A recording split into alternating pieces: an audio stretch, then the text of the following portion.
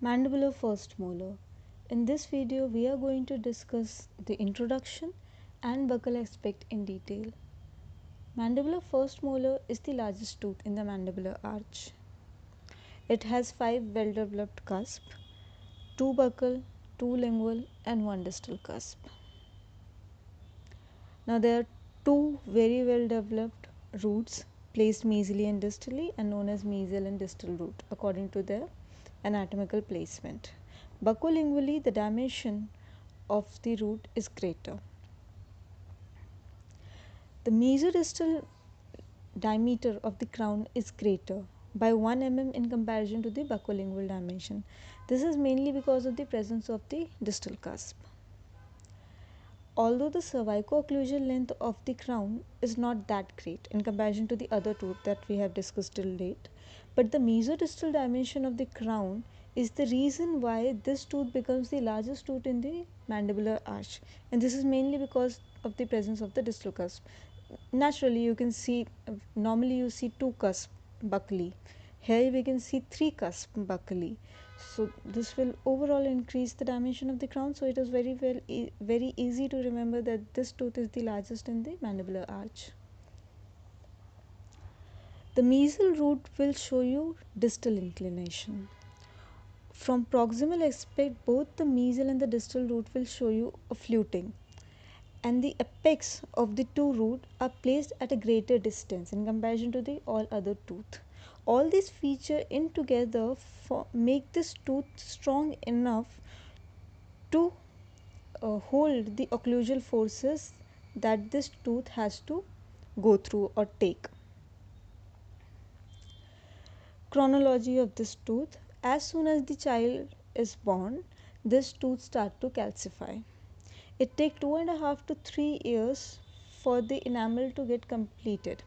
Now, the tooth will not erupt into the oral cavity as soon as the enamel is formed. To tooth to erupt in the oral cavity, the root should be formed at least 2/3 of its length, approximately 2/3 of its length. So, for the root to form to complete its 2/3 length, it takes another 3 years. So, by the time this root formation is done, the child is 6 or 7 years old. So, the tooth erupts into the oral cavity when the child is 6 or 7 years old. Now, the rest of the remaining root formation takes place, and it takes another 2 years. Normally, or mostly, or by rule, permanent tooth take 2 years for their root completion after the eruption of the tooth into the oral cavity. So, by the time the child is 9 or 10 years old, the root is still forming. By the time he turns 9 or 10, the formation is complete.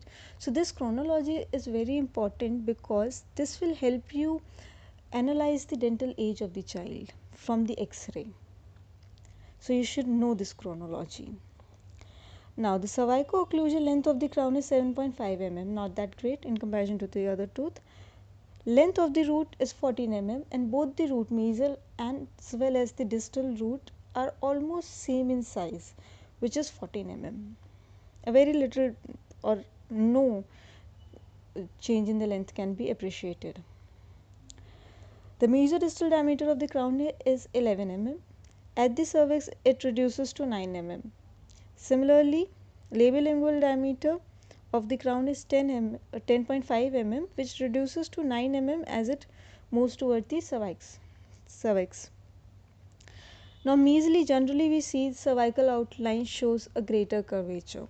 Here it is 1 mm and distally it is almost 0. Buccal aspect. Now, from the buccal aspect, we can see a rough trapezoidal shape of the crown, with the cervical and the occlusal outline forming the uneven side of the trapezoid. All the 5 cusps are visible from this aspect, mainly because the height of the lingual cusp is greater than the buccal cusp. So we see the true buccal cusp and the distal cusp in the front, and little portion of the lingual cusp in the background. We can also see 2 developmental grooves from this aspect, the mesobuccal and the distobuccal developmental groove. The mesobuccal developmental groove divides the mesobuccal cusp and the distobuccal cusp, whereas the distobuccal groove divides the distobuccal cusp and the distal cusp.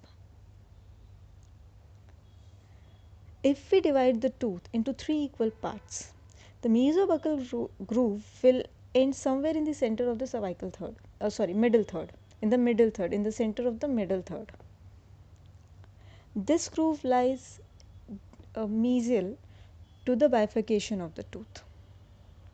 Now the distobuccal groove will end not in the center of the middle third but at the junction of the middle third and the cervical third, somewhere near the cervical third, or we can say that in the cervical third the distobuccal groove ends, and that too all this lies on the distobuccal line angle. The buccal cusps are generally flatter on all the mandibular molars. The ridges do not show as great curvature as we can see on other molars or other tooths. We can see maximum occlusal wear on the buccal cusp of the mandibular molars, but even after this excess occlusal wear, the height of the crest of the buccal cusp more or less remains the same. The mesobuccal cusp is the widest cusp. It will not show you a greater curvature, more or less it is flat from the surface, buccal surface.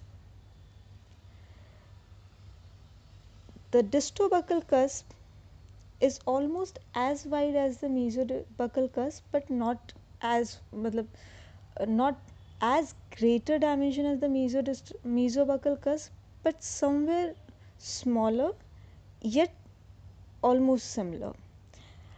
This cusp in comparison to the mesobuccal cusp will show you little greater curvature. It is flat but not as flat as the mesobuccal cusp from the buccal aspect. The two buccal cusps, as you can see, forms the major portion of the buccal surface of the crown.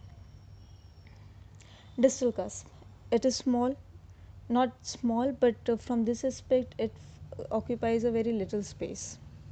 It is more pointed in comparison to the two buccal cusp. The major portion of the distal cusp lies on the distal surface of the tooth. This distal cusp also provides the distal contact areas, space for distal contact area. Cervical line will show you apical curvature more near the bifurcation of the root. Mesial outline. When we start from the cervical third, we will see a concave surface. As it moves more towards the occlusal surface, this concave outline is turned into a convex outline. Similarly, the distal outline is straight as it starts from the cervical line, but soon it will form a convex outline as it moves towards the occlusal surface. The dimension of the crown is greater mesodistally at the level of the contact areas. The dimension decreases by 1.5 to 2 mm as it moves towards the cervical line. So the crown is showing a tapering as it moves towards the cervical line. At the end of the mesobuccal and the distobuccal groove and the cervical line, we can see a depression which is known as a developmental depression, which moves from in a mesodistal direction. Coming to the roots, starting with mesial root, the mesial outline, if we see not exactly at the point where the cervical line is, but a point little lower from the cervical line, we can see a mesial turn or movement of the mesial outline if till the middle third of the crown.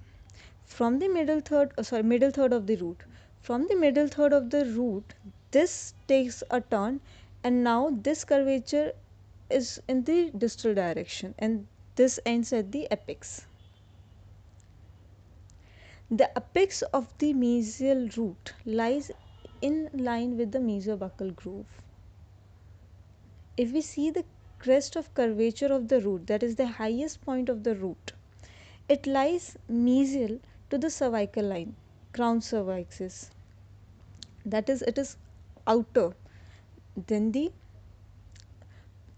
crown cervix. in a mesial direction. Distal outline is concave throughout from the bifurcation to the apex. Coming to the distal root, it is not as curved as the mesial root is, which is very well apparent in the diagram. If we start from cervical line, then the inclination of the axis of the root is in the distal direction, so we can see a distal inclination. At the apical third, we can see curvature of the root. This curvature could be in the mesial direction or in the distal direction. In this diagram or in this tooth specimen, it is in the distal direction. The apex of the distal root is more pointed than the apex of the mesial root. Now the distance of the bifurcation. From the cervical line to the point of bifurcation, the distance is 3 mm. This finishes our buccal aspect. Hope you guys learned something. If you did, don't forget to like and share this video and subscribe to the channel. Thank you.